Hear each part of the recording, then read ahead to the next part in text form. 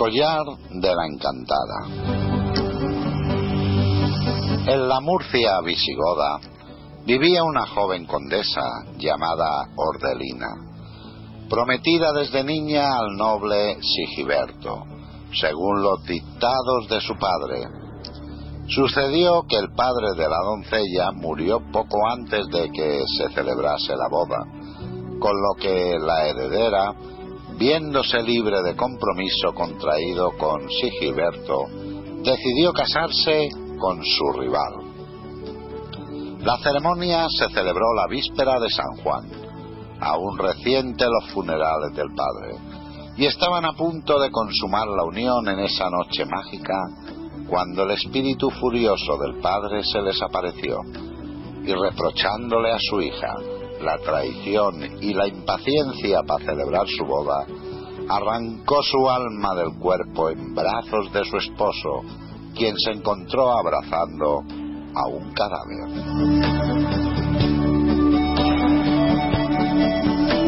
El alma encantada de la doncella fue recluida, junto con sus joyas y sus pertenencias, al lugar conocido como Benamor, en una caverna escondida tras un peñasco, de donde sólo podría salir unas horas, siempre en la noche de San Juan, y ahí la dejó, custodiada por un enorme esclavo fantasmal.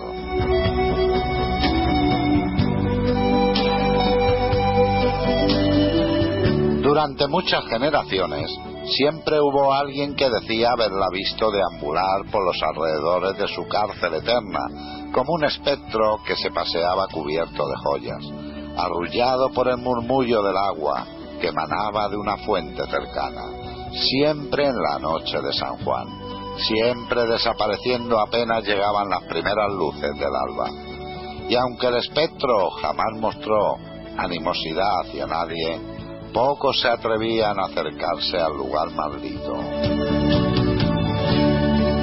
Pasaron años, siglos, conquistadores que iban y se marchaban de Murcia, y así cuentan que en el siglo XV, de nuevo otra joven de singular belleza habitó las cercanías de Benamor, hija del comendador de la villa.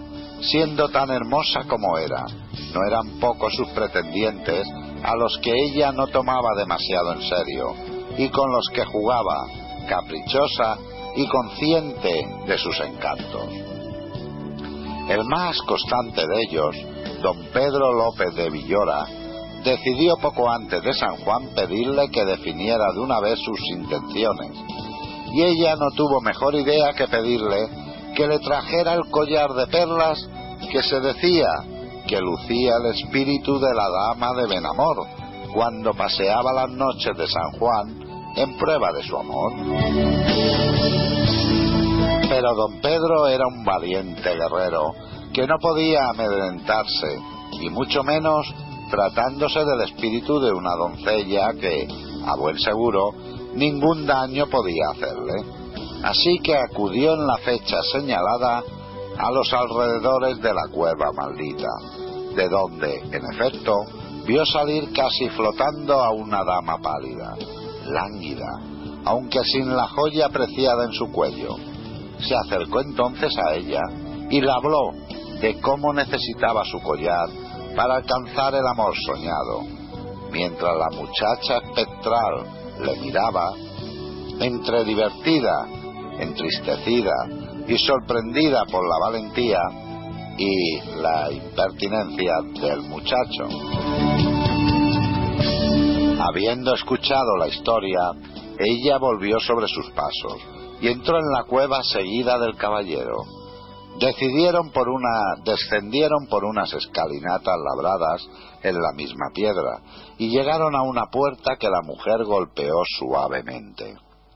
La abrió el fantasma negro que llevaba guardando a la mujer todos estos años, pero se mantuvo quieto, a la espera, y mientras don Pedro empezaba a sudar y a temblar ante la presencia del peligroso ser con el que no había contado, la mujer entró en la sala, abrió un cofre y sacó de él el collar que le había pedido, dejándolo en sus manos. Pero entonces el guardián espectral susurró con una voz gélida que parecía introducirse directamente en uno, más allá de los huesos, que nada de cuanto en ese lugar se hallaba podría volver jamás al mundo de los vivos. Don Pedro, nervioso y frustrado por estar tan cerca de su objetivo, lanzó una estocada con su espada al lugar donde debiera haberse encontrado el corazón de la figura, para verse envuelto al instante en una nube oscura de humo que le asfixiaba.